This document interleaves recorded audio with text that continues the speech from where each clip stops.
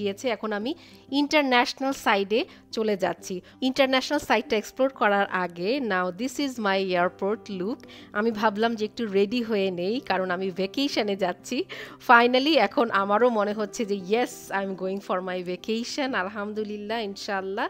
And last ব্লগে আমি দেখিয়েছিলাম যে আমি কত কত কত এক্সস্টেড ছিলাম, বাসা বাড়ি ক্লিন করতে করতে আমি খুবই টায়ার্ড হয়ে গিয়েছিলাম। বাট এই মন্ট্রিয়াল এয়ারপোর্টের ইন্টারন্যাশনাল সাইটটাতে এসে আমার অনেক ভালো লাগছিল। এত হিউজ কালেকশন, ওদের ডিউটি ফ্রি শপস।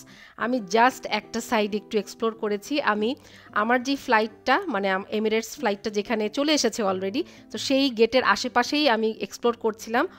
অনেক অনেক খাবারের রেস্টুরেন্টস আমি দেখতে পাচ্ছি। অ্যান্ড দেন মানে খুবই সুন্দর এয়ারপোর্টটা, এবং অনেক ডিউটি ফ্রি শপস, পারফিউমের দোকান ছিল, সানগ্লাসের দোকান ছিল, অ্যালকোহল তো ছিলই ছিল। তো আপনাদেরকে একটু দেখাচ্ছি, এই যে দেখেন পারফিউমের বিশাল কালেকশন। তো আমি ওদের প্রাইসগুলো চেক করছিলাম, তো আমার ইচ্ছা ছিল যে আমি দুবাই এয়ারপোর্টে গিয়েও প্রাইসটা চেক করব, দেন দুইটা প্রাইস কম্পেয়ার করলে বোঝা যাবে কোথা থেকে কিনলে মোর ইকোনমিক হবে। আমাদের ফ্লাইট চলে এসেছে EK-244, মন্ট্রিয়াল থেকে এটা দুবাই যাবে, আর দুবাই থেকে ঢাকা যে ফ্লাইটটা গিয়েছিল ওটা ছিল EK-586। কাতার